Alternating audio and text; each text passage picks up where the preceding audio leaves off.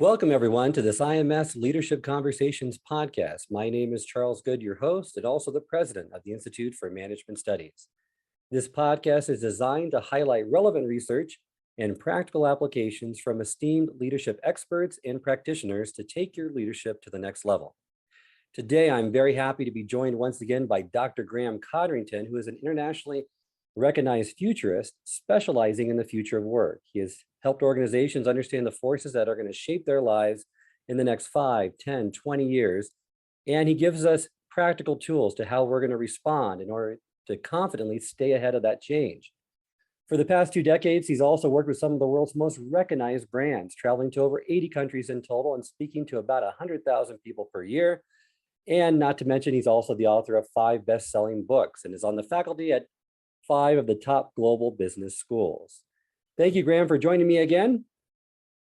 It's lovely to be with you. Thank you.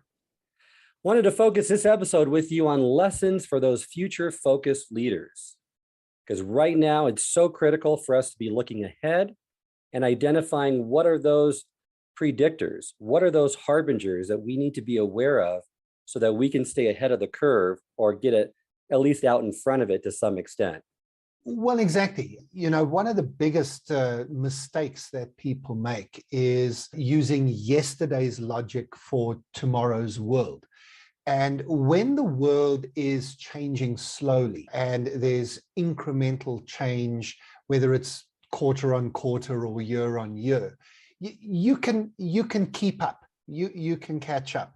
And if you find that your market is shifting, you'll see that shift taking place within the period of your strategic review. So you'll realize that one of your product lines is not selling as well as it used to, or one of your markets is beginning to slow down a little bit.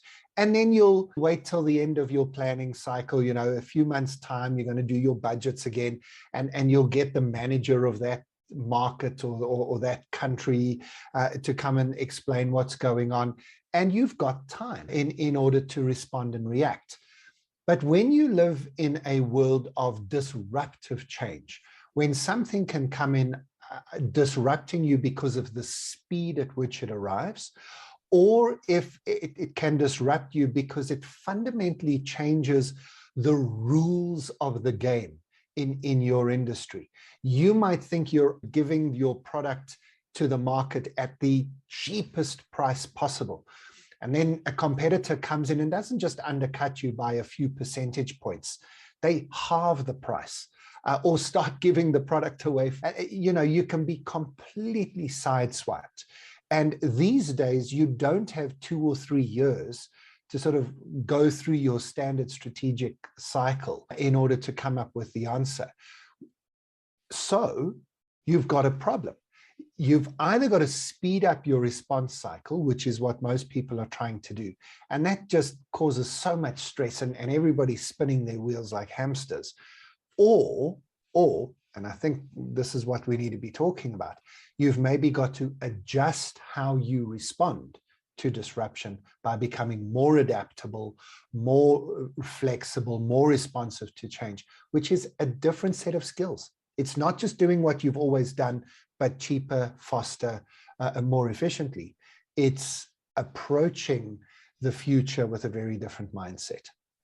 Well, and that's great. And I like to build off of that, because the wrong mindset to have in this day and age is recognizing that change and disruption is maybe just temporary, or just doing nothing, or looking for a one-size-fits-all solution.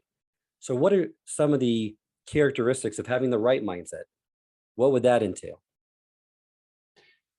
Well, obviously, this is a lot easier to talk about in principle than it is in practice. And we've all got our MBA type case studies of the companies that got it spectacularly wrong.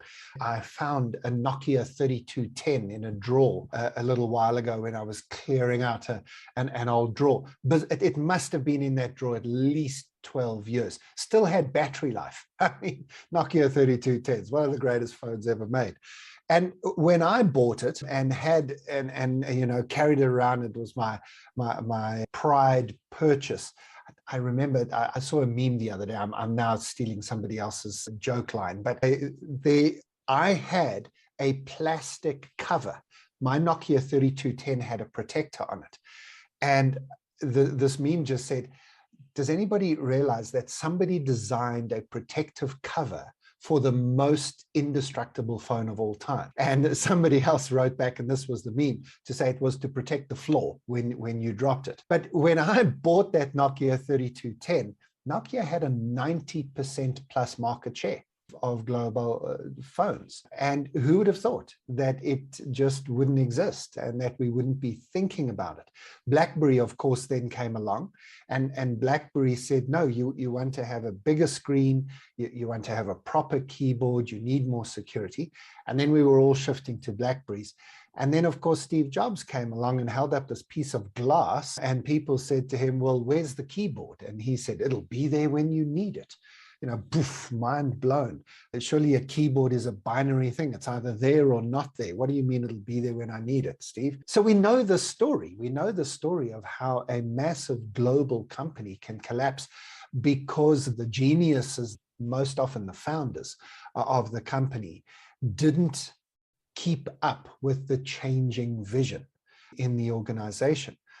So, you obviously want to try and learn your lessons from those businesses, but it's an incredibly difficult thing to do because in the moment, those businesses were incredibly successful because of their focus.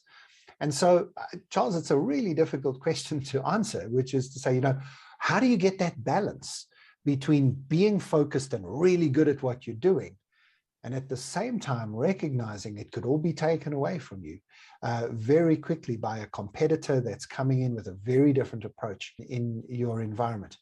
But the simplest answer I can give you, which is an attempt at answering it, is I think that those businesses that are absolutely focused on the usage of their products. In other words, what do our customers do with what they buy from us? Not what do they buy from us, and not how much are they prepared to pay us for our products, but what's the actual use of our products? I think if you focus on that, that's a key. Looking at your business from your customer's perspective, not from your capability perspective, is probably the starting point of everything else we're about to talk about. You're right. And I think a few other things that you mentioned in your book as well with this mindset change that you need to have is you need to question your assumptions. You need to be able to unlearn and relearn things throughout time. You got to know that what got you here is not going to get you there, which is a issue with a lot of companies, like what you said with Nokia that we'll get into in just a few minutes. And then realizing you're never going to have enough information. You're always going to be operating under uncertainty. So if you're waiting for that first step to be taken until you can see the entire path, that's not going to happen. So having that mindset shift is really critical. And then finally, going on the offensive, right? Not reacting, but being more proactive, I think, is another great bit of advice that you've given in regards to having a different mindset when it comes to this. So let me add to those. All of those are exactly right, but let's try and be practical as well for people who are listening here. I think three things that you could do that would really make a big difference in your business, and you could, and in your team, and you could check yourself right now and think, are we as good as we could be? The first is diversity of inputs. Who are you listening to? And when I say diversity, I'm not just talking culture and gender. Those are the two things we tend to focus on quite a lot when we talk about diversity, equity, inclusion. Those are important, and that's a good starting point. If you don't have enough women in the system, if you don't have enough minority voices in the system, that's as good a place to start as any. But it's more than that. It's look around the group of people who are making the decisions in your team, whether it's the executive team or whether it's a product marketing team or whatever. You could even do a little matrix, put all the people's names, and then put a number of categories of diversity in a sort of Excel spreadsheet, and just see whether there's diversity or sameness in the system. How old are the people in the room? Most executive teams, Charles, you and I work with executive teams all the time. They're all in their late 40s to early 60s, mainly in their 50s. When you're dealing with a particular industry, they've all got a similar educational background, dominated by engineers in certain industries or accountants in other industries. We then have a look at what language is spoken, and then you can go further if you want to. Look at religion and gender orientation and whatever categories of diversity you can imagine. What you're really looking for is differences of worldview, differences of experience. Are you getting those diverse voices in the system? The more diversity you've got in the system, the more likely you are to see things differently and to be able to spot those inflection points as they're coming. So that's the first thing that you can do, diversity. I think the second thing I see companies that don't fall into this trap doing is they have a culture of experimentation. So they have a culture of saying, is there another way? Could we try something? Not a massive business project that could burn the place down if it goes wrong.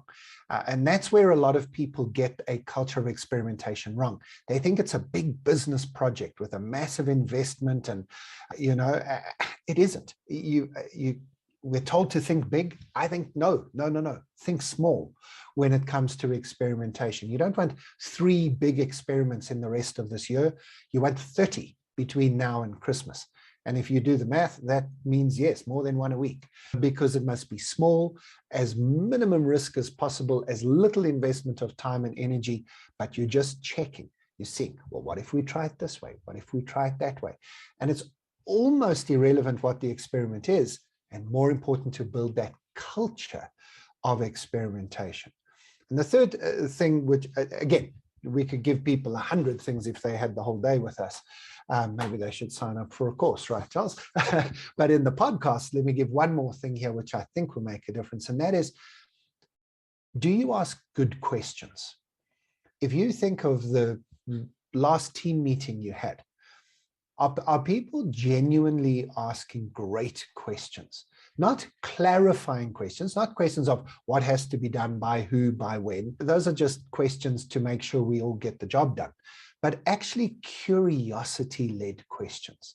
Are people encouraged to come to the meetings, to come to a management conversation and ask a question that gets us to test our assumptions, that gets us to pause and engage what Daniel Kahneman calls your slow brain, or what Adam Grant calls rethinking and unlearning, to think again. And does your team feel that they have both permission and confidence to question? Sorry, I know I've gone on a bit of a monologue there, but hopefully those 3 things are really useful. Diversity, experimentation, great questions.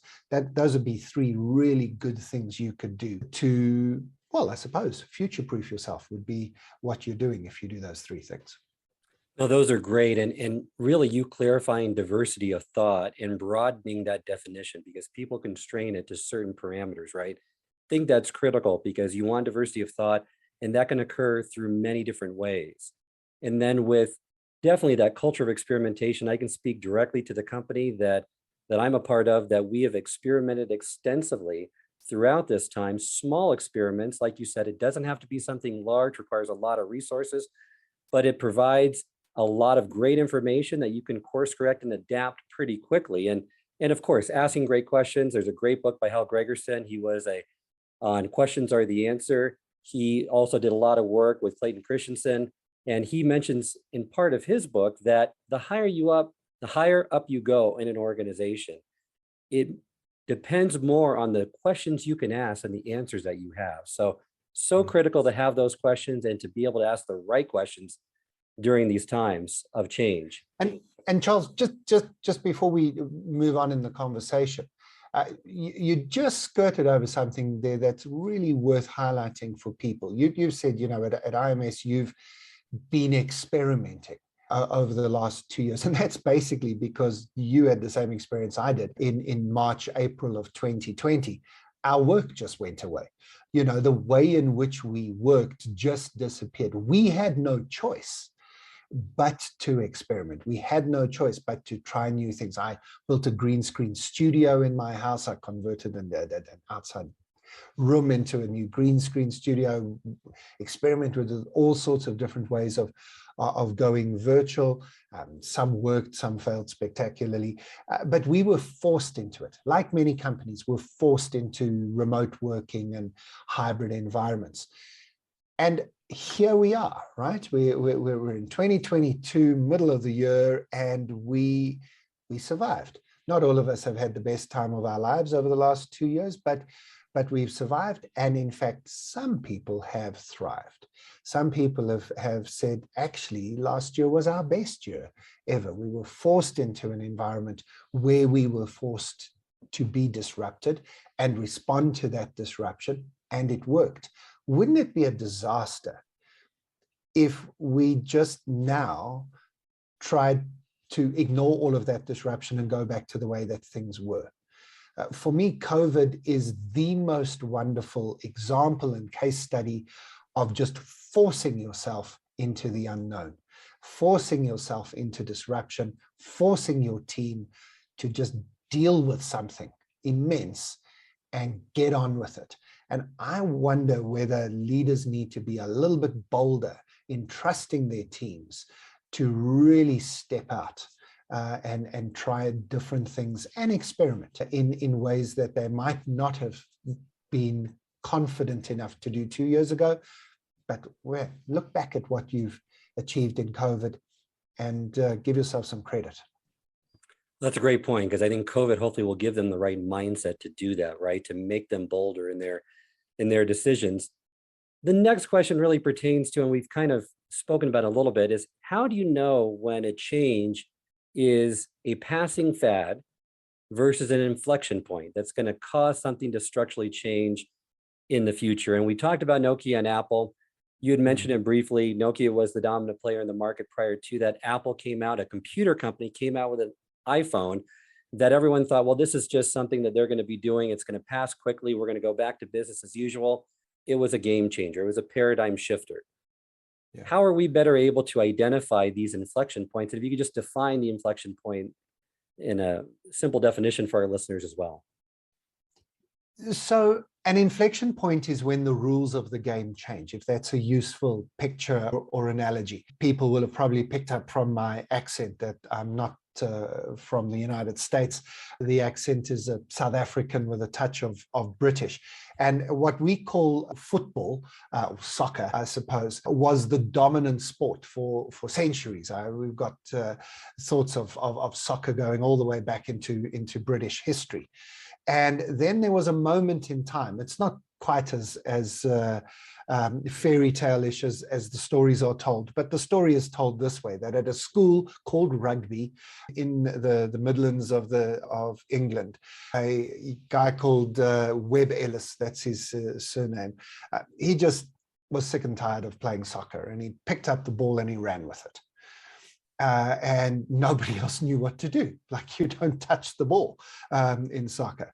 And he just picked up and he ran with it and he threw it into the goal. And then afterwards, of course, he got into trouble and everything else. And then they said, well, let's make up a game where you can play with your hands. And rugby was born. And so soccer becomes football in an American sense, and rugby and NFL and so on are of a similar kind. The rules change.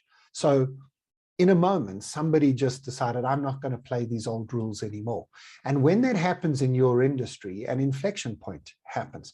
That can happen with a product or a service. A competitor comes in and brings a new idea into the business, but it can happen in a variety of ways. It can happen, for example, COVID has brought it in from a recruitment perspective, where people are suddenly realizing, I don't have to live in the same city as my job. And suddenly people are saying, well, I'm going to apply for a job in a different state and I'm not going to move there. If they are prepared to hire me as a remote worker, then everybody's going to be happy. And suddenly we're discovering that that is not just a threat, but also, as always, an opportunity for you to then look for your own future employees in different parts of the world. And that then might change how much you need to pay your employees, or how you reward them. So again, lots of examples now, Charles, about this. The question you asked, so that's what an inflection point is. The rules change. The question you asked is, how would you identify if it is a rules change or if it's just a passing fad, something that comes and then a few years later we look back and we say, well, okay, that was really nothing. It was just a ripple. Very, very quickly, we use a model called the tides of change. Very simple acronym, 5 forces, I think easy to understand. Technology, institutional change, which has really got to do with this issue of the rules of the game, the systems and structures of the organization, the industry, the institution. Demographics, which has got to do with the market segments and the people who are connected to it. Environmental issues and the use of natural resources, and then finally social values. So those are your 5 forces. And what we use is these 5 lenses to look at a force. So you used the example of the smartphone, the Apple iPhone arriving. So is the technology any good? Yes, it's amazing. The institutional structures of communication. We've got to ask our question, does this change the rules of the game? Does it bring communication technology to more people? That's the demographic question. Are more people going to be able to use this? Is it an easier device to use? Is it something that extends from young to old, from rich to poor, and so on? Is it better for the environment? Is a question that's increasingly becoming important in certain industries. And then finally, do people actually want it? And that's your social values. And we often forget that. There's all sorts of things like driverless cars. Everything is in place for driverless cars to come, except that people love driving. Not in traffic, but they love driving their cars. And you know, they can come and get my steering wheel out of my cold, dead hands, you know. I'm not buying a driverless car. So driverless cars, the technology exists, but I think it's going to be delayed in acceptance, whereas smartphones was exactly right for the moment. So that's not enough information for people to use the model in any detailed way. But my answer to your question is there are models that you can use that will help you to determine whether you're dealing with a proper trend or whether it's just a passing fad. And I think this is a theme, it's a different way of thinking about the world around you, rather than simply trying to take what we've always done and improve it for the future. No, that's great. And I love the tides of change model. I think that's an effective model to use in these cases. It's becoming more aware of the current environment, looking for these, becoming conscious of these, and not just assuming things are going to be the same way as they were in the past. So in the final part, I really want to give leaders some insight into how to be more future focused. You mentioned this a few times. A critical skill to have is being a more adaptive leader. And this adaptive leadership quality has certain characteristics. Is there a way that you could give us some helpful insights into how applying this adaptive intelligence to a leadership environment could be done for leaders at all levels?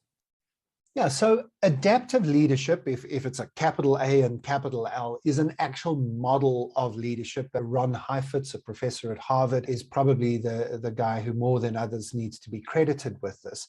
And there's an entire model and system, and if you haven't heard of it before, it's well worth looking up.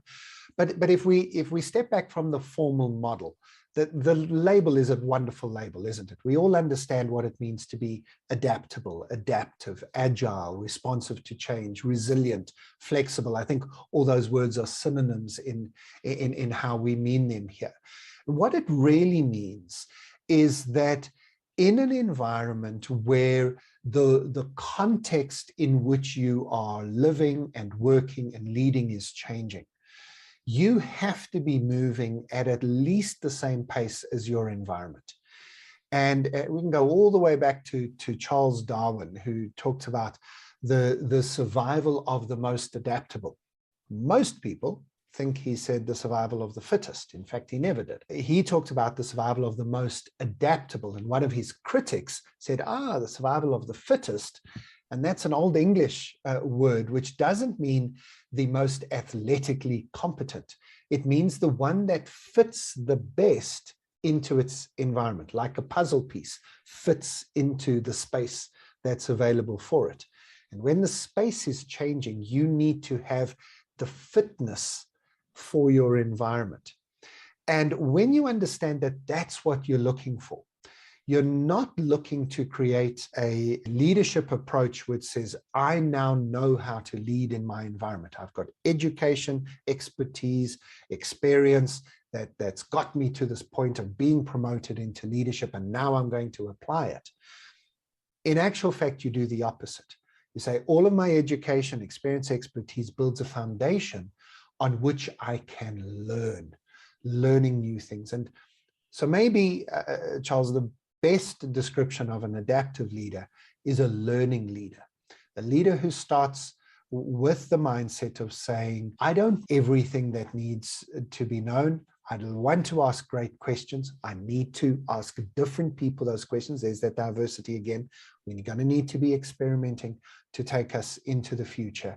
And personally, I need to open myself up to unlearn, rethink, and then apply what I know to maybe something new and different in the future. At one level, it's all very obvious. When you say it like this, there's very few people are going to say, oh, I disagree. That sounds crazy. Everybody says, yes, that sounds good. But maybe you can ask yourself, if you're listening to this podcast, when last did you admit to yourself that you were wrong? When last have you deliberately admitted to yourself, I need to unlearn this? What I believe about something is incorrect, and I'm now correcting myself. And how did that make you feel? If it made you feel good to say, excellent, I found something that was incorrect in my worldview, and I'm now having the opportunity to correct it. Isn't that wonderful? Well, then you're on your way to being an adaptive leader. If it maybe touched your ego a little bit to admit that you were wrong, then maybe you got some more work to do. Great insight there. And it really brings back to that right mindset, right? By questioning your assumptions, you need to be very flexible in what you are learning, realize what you don't know, because it's the unknown unknowns that really get a lot of people and a lot of companies in trouble in regards to that. As we near the end of the episode, I always like to ask, is there one thing that you can give leaders to become more future ready that they could implement tomorrow? So this idea of learning is something that is really worth doing. The last time you had me on the podcast, you asked me for a book recommendation, and I recommended Adam Grant's Think Again. I'd still recommend that. So if you didn't read it after my recommendation last time, do it now. But let me go further. And Catherine Schultz has written a book called On Being Wrong. And so if you want to take yourself one step further, even than Adam Grant goes, Catherine talks about the fact that all learning starts with a level of admission that I've got something wrong. Either it was an empty space, so I didn't know something and now I have to learn it, or it literally was something where I thought one thing and in reality it's something else. And her argument is that we need to get comfortable and confident with being wrong. It's not something that comes naturally to us. Our brains are programmed to want to be right. Our brains are programmed to confirm the things we already believe.